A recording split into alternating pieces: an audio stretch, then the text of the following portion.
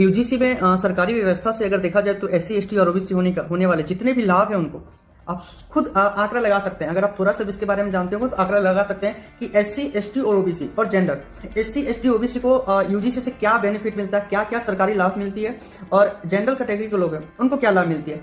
SC ST की अगर हम बात किया जाए तो सबसे ज्यादा आरक्षण मिलता है, जो कि एक सामान्य वर्ग को बिल्कुल नहीं मिलता। आप यहीं से अंदाजा लगा सकते हैं कि एससी एसटी को सबसे ज्यादा आरक्षण भी मिलता है और जनरल कैटेगरी वाले को कुछ नहीं मिलता। ठीक है, दूसरा चीज है इन लोग का जो कटअप होता है कम होता है, फिर भी ये लोग सिलेक्ट हो जाते हैं।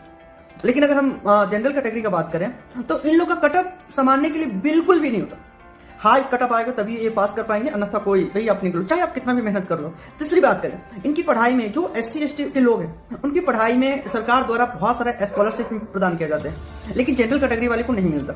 ये पढ़ाई करते हैं, ये यूपीएससी या बीपीएससी की तैयारी करते हैं तो आपको फ्री में कोचिंग का जो फी होता है वो कम लगता है, माफ भी होता है। लेकिन एससी एसटी की फी की बात करें या कोई परीक्षा फॉर्म शुल्क की बात करें तो उसमें एससी एसटी को बहुत ही कम लगता है। जहां पे अगर 100 रुपए एससी एसटी को लगता है तो जनरल को कम से कम वहां पे 500 या 1000 रुपए पे करना होता है।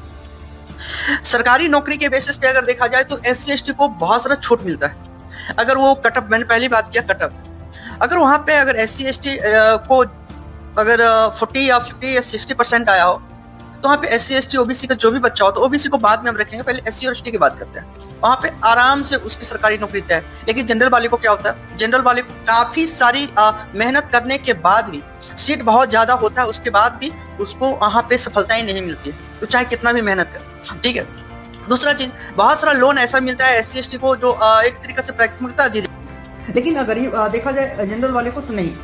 अब हम बात करने वाले हैं कि जनरल कैटेगरी और एससी एसटी कैटेगरी के जो भी लोग, सरकार से सबसे ज्यादा बेनिफिट एससी एसटी ओबीसी को मिलता है। ओबीसी तो चलो मध्य वर्ग की आती है, उनको तो मिल ही जाता है, उसको भी अब यूजीसी जो लागू हुआ है उसको भी रखा गया है। लेकिन जनरल वाले को क्या मिलता है, जनरल वाले को कुछ नहीं मिलता। एक नजरिया से देखा जाए तो सरकार भी, अगर हम कोई जॉब फॉर्म भी भरते तो वहां पे ईडब्ल्यूएस लगता है, उसमें भी जब लागू हुआ था तो काफी हंगामा हुई थी। ऐसा नहीं है कि एससी एसटी ही गरीब है, जनरल कैटेगरी के भी लोग बहुत सारे गरीब है। वो सीधा देखते हैं कि भैया यहाँ पे तो भाई वो जनरल कैटेगरी वाली काफी संपत्ति है, उनके पास काफी जमीन है। लेकिन आप एक नजर से जाके देखिए, भारत का जो सर्वे हुआ है, भारत छोड़ दीजिए बिहार का जो सर्वे हुआ है, उसमें भी काफी ऐसे जनरल कैटेगरी का लोग हैं जो गरीब से, उनका मेहनत करने के बाद भी उनको वो सफलता नहीं मिलती है जितना एससी एसटी कैटेगरी वाले को लोग को मिलता है। अब एक नजरिया से देखा जाए तो फ्री में कोचिंग, फ्री में आपको स्कॉलरशिप, आपको एग्जामिनेशन फॉर्म में रिबेट मिल जाएगी, उसके बाद आपको जब आपको जॉब फॉर्म भरेंगे उसमें भी आपको बहुत कम मार्क्स में आपको मिल जाएगी, उसके बाद आपको बहुत सारा कोचिंग फी आपको देना नहीं पड़ेगा, बहुत सारा लोन माफ हो जाता है। ये सब